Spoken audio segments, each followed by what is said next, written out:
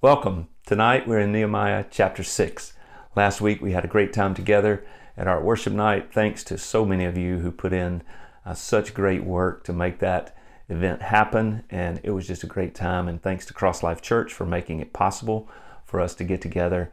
And tonight we continue in the book of Nehemiah in chapter 6.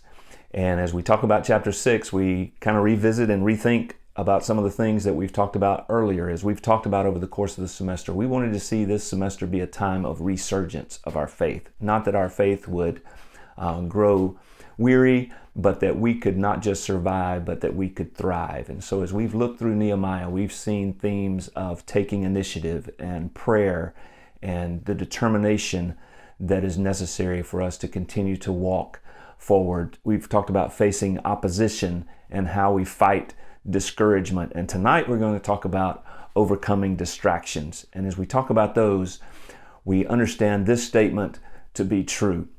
We will experience a resurgence in our walk with Jesus when we recognize and refuse to yield to worldly distractions.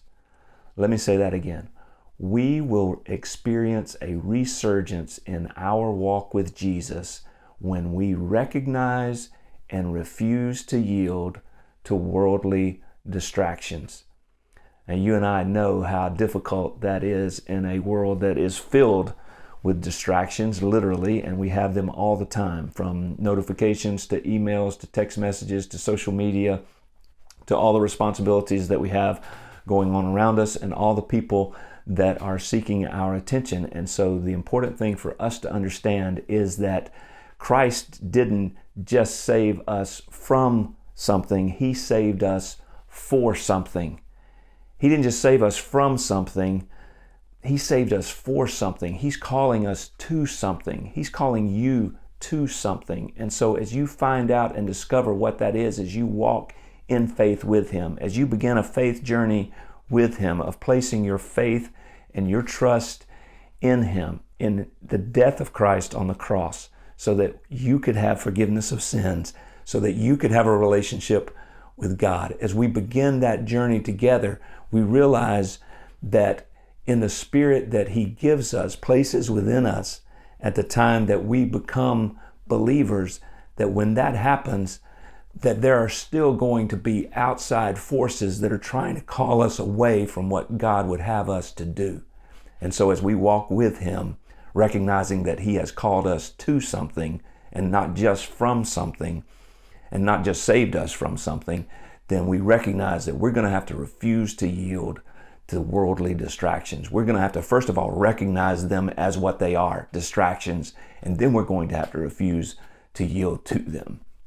And so we're going to see that in the life of Nehemiah. I've seen that in my own life just recently in meeting up with some people and talking to people. When I was in Kentucky, I met with one of our BCM alums. He has spent the greater part of his adult life on another continent. And God began that work in his life while he was in the place that you are now.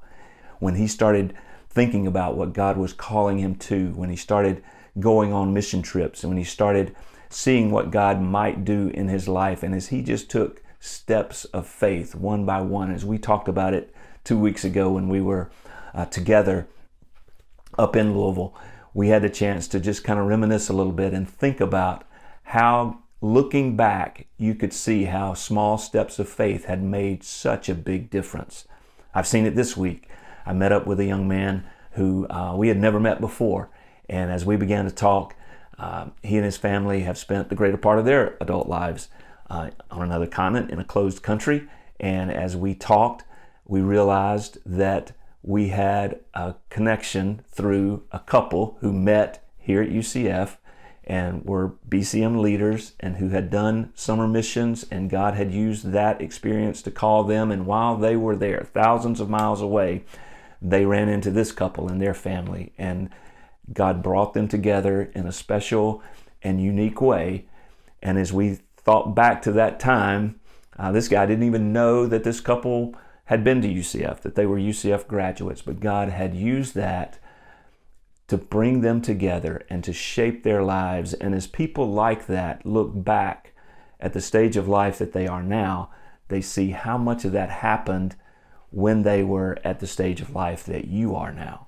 And so it's important for us to think about, in a world filled with distractions, how can we keep those distractions from derailing us and from calling us away from the mission and the purpose that God has for us. And so I want to look tonight in Nehemiah at 3 ways in which distractions derail us, and we can talk about and see how Nehemiah responded. And so beginning in verse 1, we see the first one. The first way that distractions can derail us is by overwhelming us with opportunities. We can be overwhelmed by opportunities to turn away. Look at what verse 1 and 2 says. Now when Sanballat and Tobiah and Geshem the Arab and the rest of our enemies heard that I had built the wall and that there was no breach left in it, although up to that time I had not set up the doors in the gates, Sanballat and Geshem sent to me, saying, Come and let us meet together at Hakkephirim in the plain of Ono. But they intended to do me harm. Now skip verse 3, go to verse 4. Verse 4 says, And they sent to me 4 times in this way, and I answered them in the same way. So here are these people who have been in the story before, and now they come back and they understand that despite all of their opposition earlier, the wall is being finished. Nehemiah is accomplishing the task. He's doing what God called him to do, but he didn't get to a point where all of a sudden it was like super easy and everything was just going to be a piece of cake until they could finish the wall. No, these people continue to come back to him. They continue to harass him. They continue to oppose him. And for him, the distractions came in the form of the opportunities that these people provided him. Because now, in what he recognized as a trick, they say, hey, meet us on the plain of Ono and we'll just kind of get together and talk this out. And Nehemiah says, oh no, we're not doing that. We're not going there, and I don't have time for this. Because Nehemiah recognized. Now, look at the difference in what he did in chapter 6 and what he did in chapter 5. Because in chapter 5, he did turn away from the work. Because if you'll remember from 2 weeks ago, some of his people came to him telling about the injustice that they were facing and the difficulties that they were facing as a result of what their fellow countrymen were doing to them. And Nehemiah did turn aside from the work. He said, this is important enough that I have to handle it. I have to take care of this now. And so in chapter 5, he turns away from the work on the wall in order to make things right. In chapter 6, he's wise enough, and there's that word wisdom that comes up over and over. He has the wisdom to understand that not every opportunity is an opportunity that he has to say yes to. He has to say no to some things, and he has to be discerning in his life to say no to certain things that he knows will not help him reach the goal, accomplish the purpose, and he has to turn aside from those things. So look how he says it in verse 3, my favorite verse in the chapter, one of my favorite verses in the book. Write it down, underline it, circle it, whatever you need to do. Write it on the wall in your room, put it on the mirror in your bathroom, write it on a note, hanging around your rearview mirror, because this statement can help us so much. Verse 3, I sent messengers to them. This is his response, saying, I am doing a great work and I cannot come down. Why should the work stop while I leave it and come down to you? What an incredible response. I am doing a great work and I cannot come down. When you and I face distractions, there are times, many times, when we just need to say to ourselves, to those distractions, to the people that are causing those distractions, hey, I am doing a great work and I cannot come down.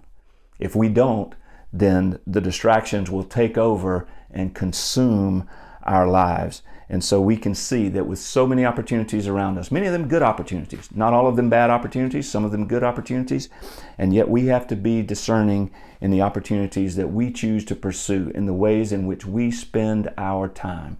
And so Nehemiah certainly gives us an example in that and in the way that he responds to that. A second way that distractions can derail us is that we can become worried about what others will think. We can become worried about what others will think, and that can cause us to be distracted from the vision, from the purpose that God has for us. Look at verse 5. In the same way, Sanballat, for the fifth time, these guys are relentless, for the fifth time sent his servant to me with an open letter in his hand. In it was written, it is reported among the nations, and Geshem also says it, that you and the Jews intend to rebel. That is why you are building the wall, and according to these reports, you wish to become their king. And you have also set up prophets to proclaim concerning you in Jerusalem, there is a king in Judah. And now the king will hear of these reports. So now come and let us take counsel together. So let's stop there before we get to verse 8 and his response. So the people have come back to him again. These same characters are continue to come back to him. And now it's kind of a sense of bribery and blackmail. You can see they send what Nehemiah describes as an open letter.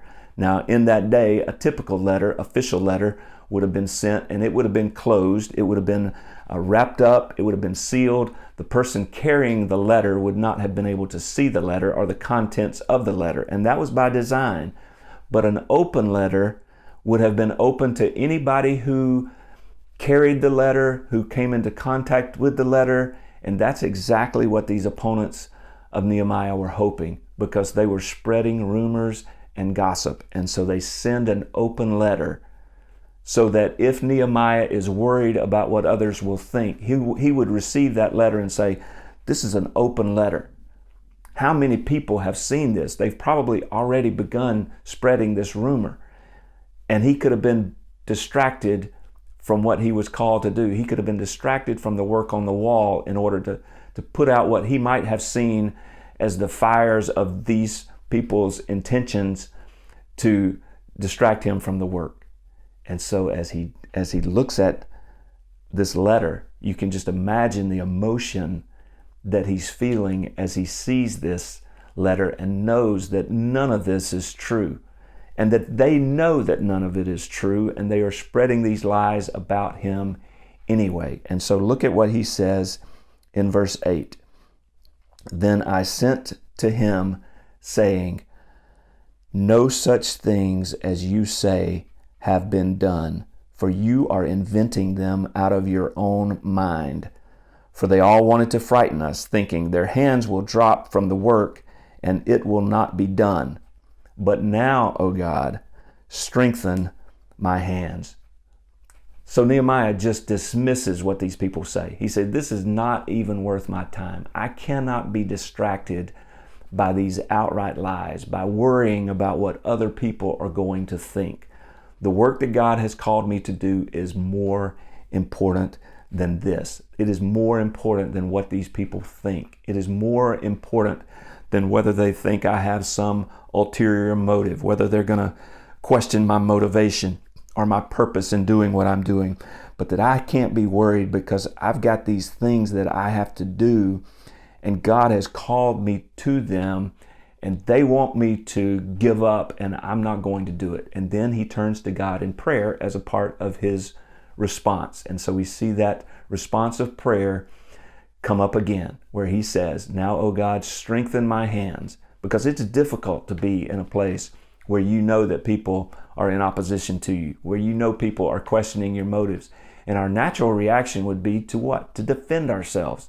We would want to stand up for ourselves and say, hey, let me set the record straight. But he knows that these people have such a motivation for tearing him down and for keeping the wall torn down around Jerusalem, that nothing he says or does is going to convince them or change their mind. And so he just says outright, what you're saying, not true. You're just making it up out of your head.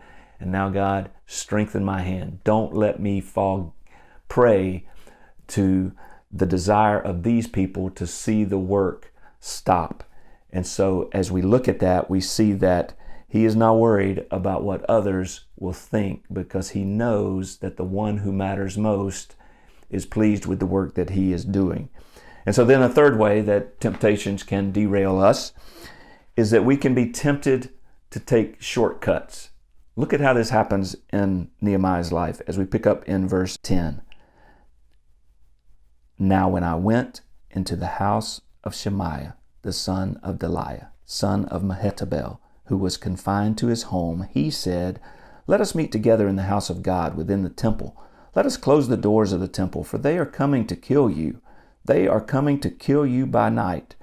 But I said, Should a man such as I run away? And what man such as I could go into the temple and live?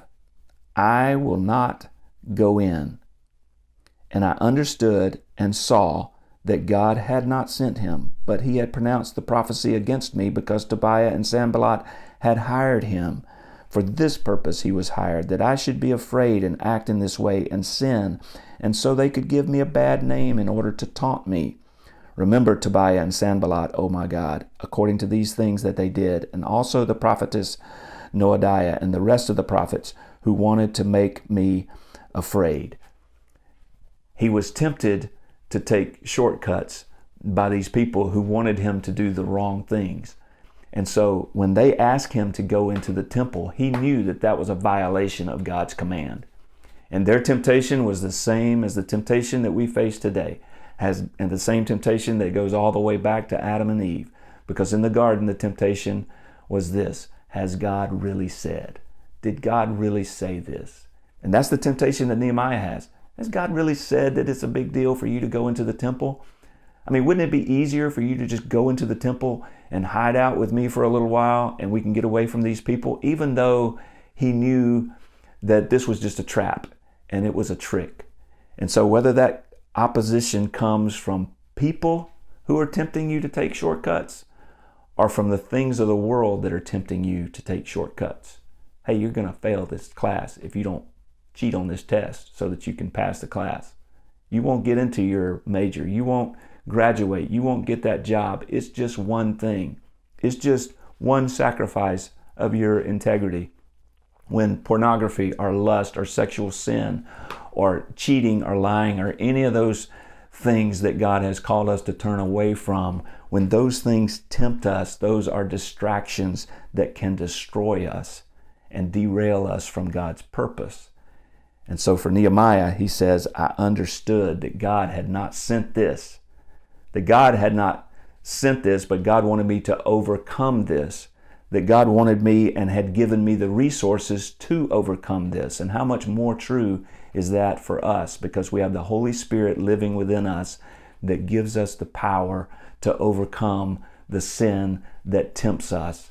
And so for Nehemiah and for us, it's important to remember in those times what he says earlier so that we can complete the work that he's called us to do, so that we can continue to move forward in our walk with him. And so when we do that, when Nehemiah did that, he saw great victory in his life. So the next verse, verse 15, says, So the wall was finished. How long do you think it took? How long do you think it took the wall to be finished? You remember how terrible it was and how he had to get on his horse and ride around during the night and see how bad the wall had been damaged. And so without looking ahead into the story or without following along in the scripture, just in your group, just call out a time, days, months, years, however many you think it would have taken for him to finish the wall. How long would it have taken to finish this great project, this great vision that God had called him to? Verse 15, at the end of verse 15, it says, On the 25th day of the month Elul, in 52 days. Who won the guess in your group? 52 days the wall was completed. This wall down for 150 years. That people had started and stopped, and there had been some failed efforts before. Nehemiah comes from 1,000 miles away, shows up, says, here's the vision, here's the goal, here's what God is calling me to do. Will you join me? They say yes.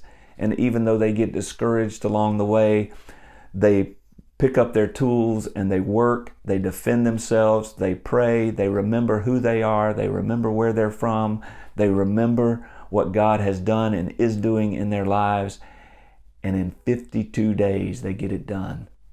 52 days ago for us, I looked it up, was Labor Day. You remember Labor Day?